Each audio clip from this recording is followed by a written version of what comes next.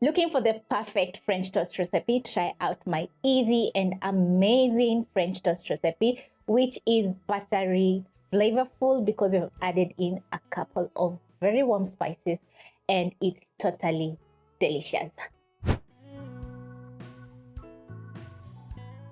For this recipe, I'm going to be using 5 slices of bread. You can double up the ingredients and make some more French toast.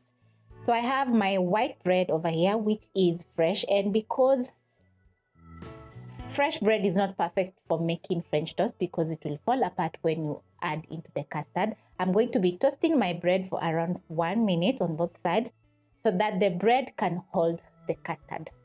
If you have a day-old bread or stale bread, actually that is the perfect for making French toast.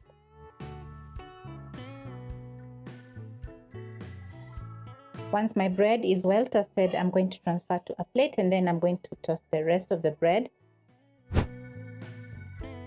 While my bread is toasting, I'm going to be making my delicious custard. So I'm going to pick a bowl, and then I'm going to be adding in the ingredients listed in the description box. So I'm going to crack in 3 eggs.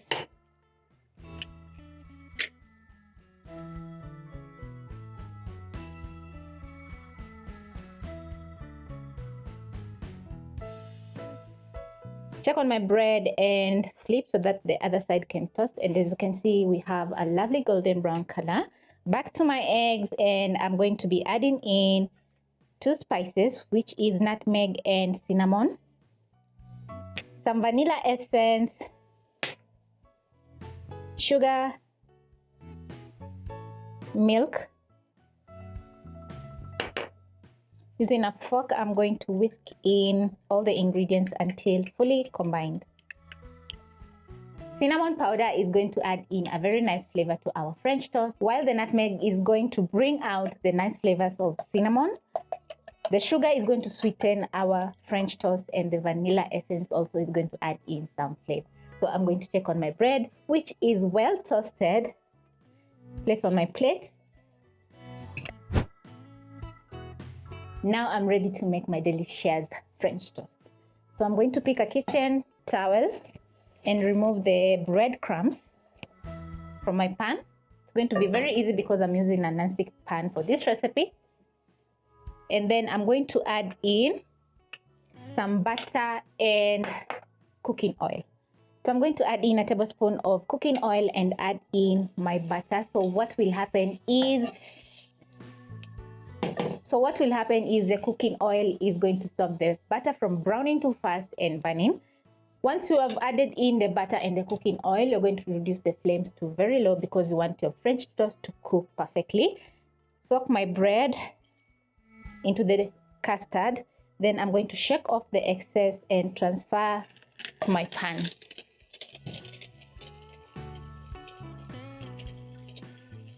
You're going to cook your bread for around 1 minute per side, and this process is going to cook the eggs on the inside, and also toast the bread so that you can have a lovely golden brown color. So I'm going to check on my bread. It's been a minute. Flip. Wow, gorgeous.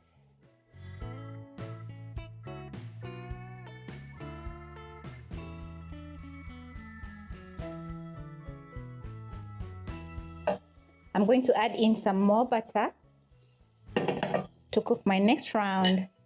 Pick my bread, soak it into the custard, shake off the excess and transfer to my pan.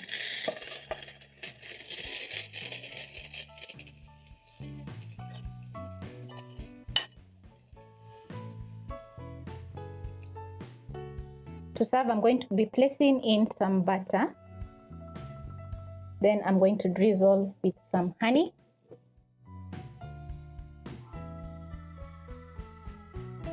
So this is how I've presented my delicious, lovely French toast, and I've drizzled some honey. You can add in some maple syrup, and also I've topped up with a knob of butter, which is going to melt into the French toast and soak the bread, giving a very delicious taste. So I'm going to give mine a try. I have a toast over here. Oh yum, this looks so delicious already.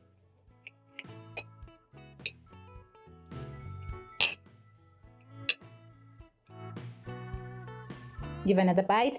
You can taste the cinnamon, the nutmeg, the butter, and the honey, which has added in lots of sweetness to the French toast, making this recipe totally worth trying.